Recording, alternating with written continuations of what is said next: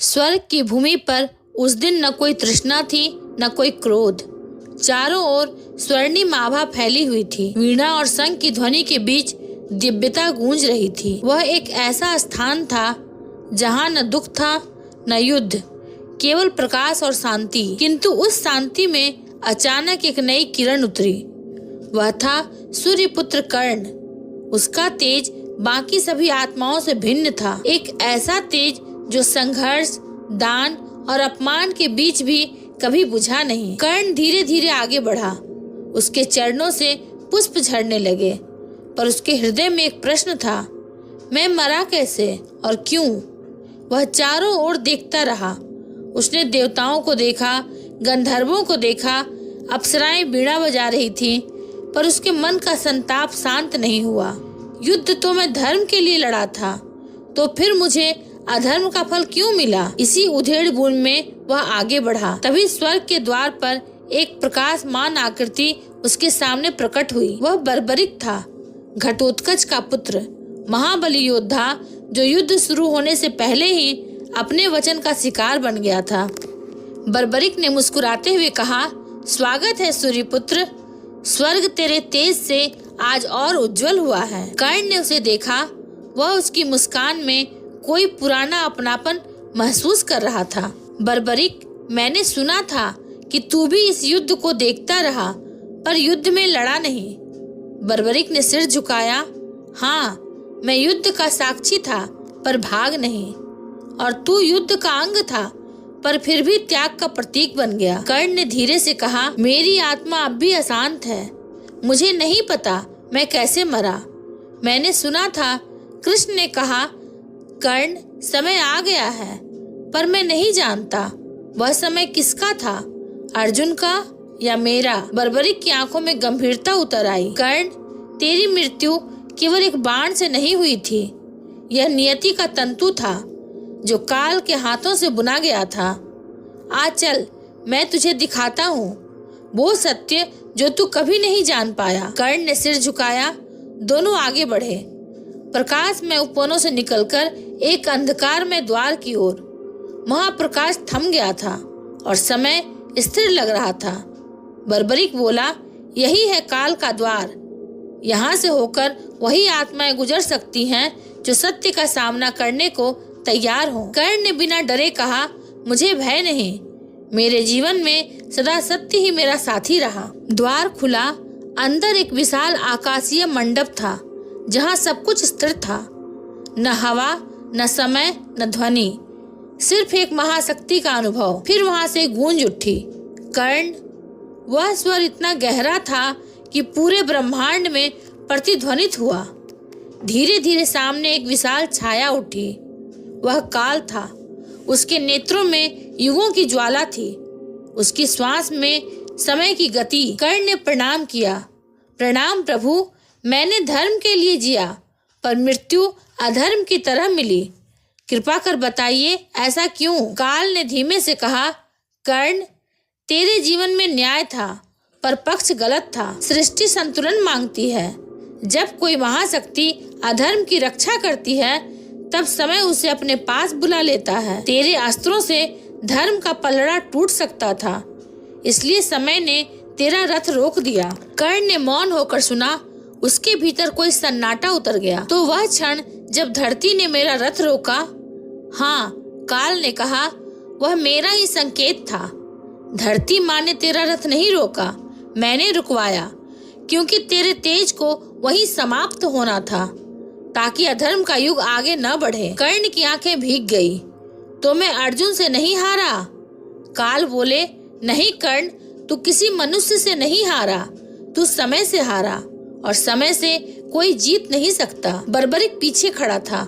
उसकी आंखों में करुणा थी। कर्ण धीरे बोला, यदि यह सब समय का खेल था, तो मेरे जीवन का अर्थ क्या रहा? काल ने उत्तर दिया, तेरा जीवन दान का प्रतीक था। हर युग में जब कोई निस्वार्थ देगा, तेरे नाम का स्मरण होगा। तू मृत्यु से नहीं, मोह से मुक्त हुआ है। इसके साथ काल ने अपना कर उठाया और सामने एक दिव्य दृश्य प्रकट हुआ। कर्ण ने देखा, उसका शरीर युद्ध भूमि में पड़ा है। कृष्ण अर्जुन के पास खड़े हैं। और सूर्य की किरणें उसके मुख पर पड़ रही हैं। काल ने कहा, देख कर्ण, तेरा अंत नहीं हुआ, तू प्रकाश में बदल गया। कर्ण की आंखों से आंसू बह निकले।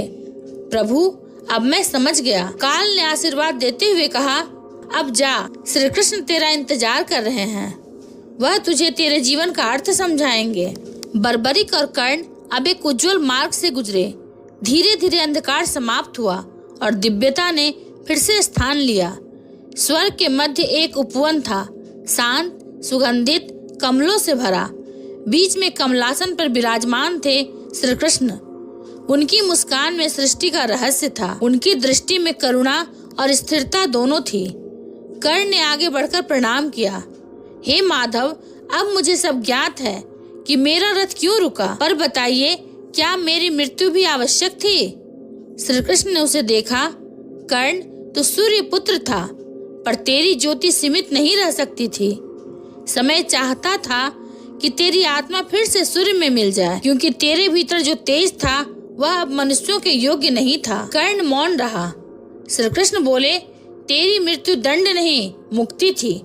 जो मनुष्य अपने जीवन में सब कुछ दान कर देता है, उसके पास अंत में बचता ही क्या है देने को, स्वयं को। कर्ण के नेत्र बंद हो गए।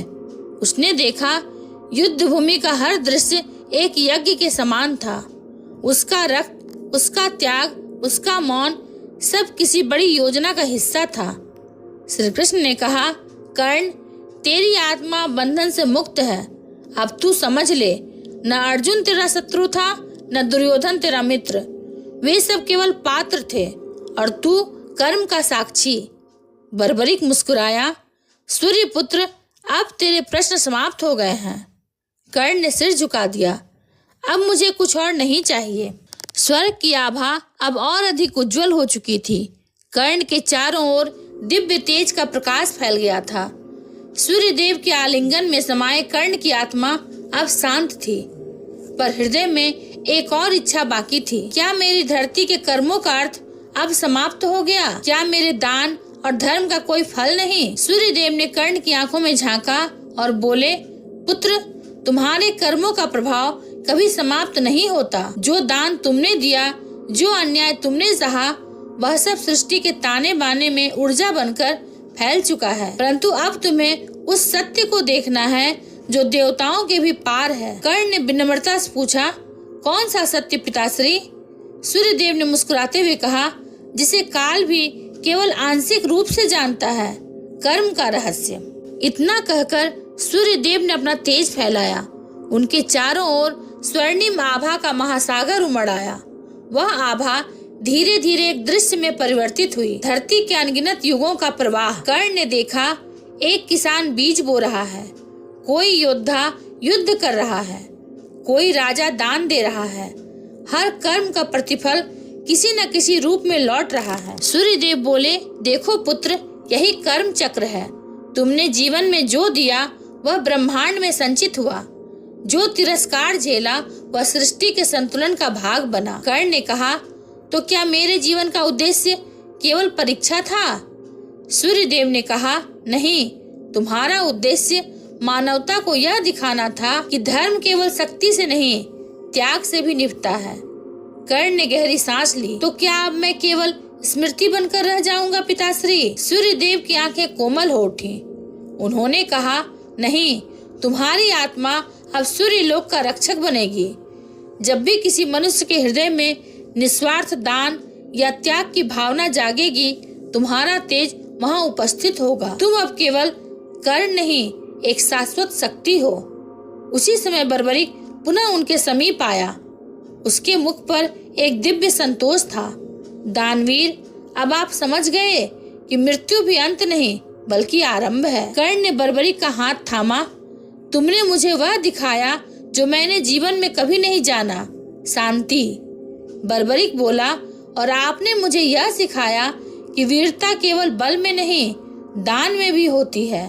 आपने मुझे गुरु का स्थान दिया कर्ण। दोनों मुस्कुराए।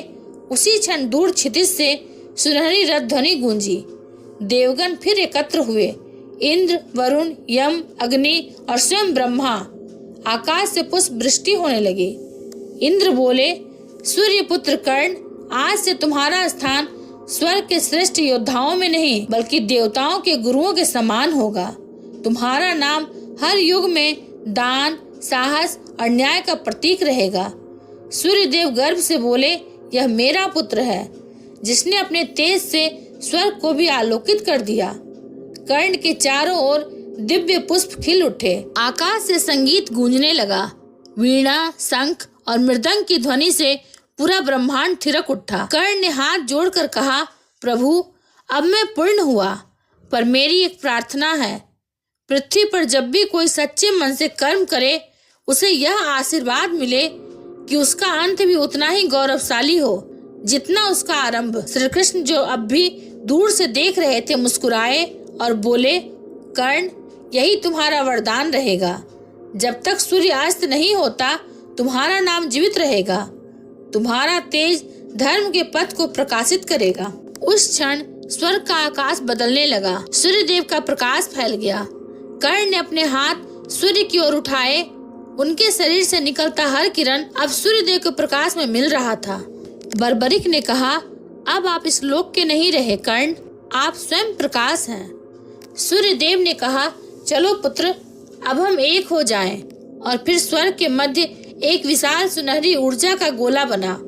कर्ण की आत्मा सूर्य के साथ विलीन हो गई। कुछ ही क्षणों बाद जब देवगण ने अपनी आंखें खोली तो केवल प्रकाश बचा था, दिव्यता का, त्याग का और अमरता का। आकाश से आवाज आई, यह वही कर्ण है जिसने मृत्यु में भी सूर्य का तेज पाया।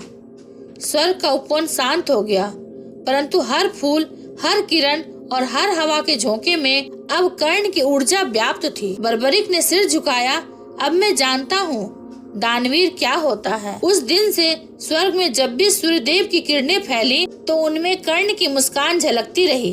एक ऐसी मुस्कान जो कहती थी, धर्म अंत नहीं, प्रकाश की शुरुआत है। अगर आपको यह वीडियो अच्छा लगा हो तो इसे लाइक, हाइप और सब्सक्राइब अवश्य करें। ये महाभारत सिर्फ युद्ध की नहीं, जीवन के ज्ञान की कहानी है। मिलेंगे अगले प्रसंग के साथ, तब तक के लिए धन्यवाद।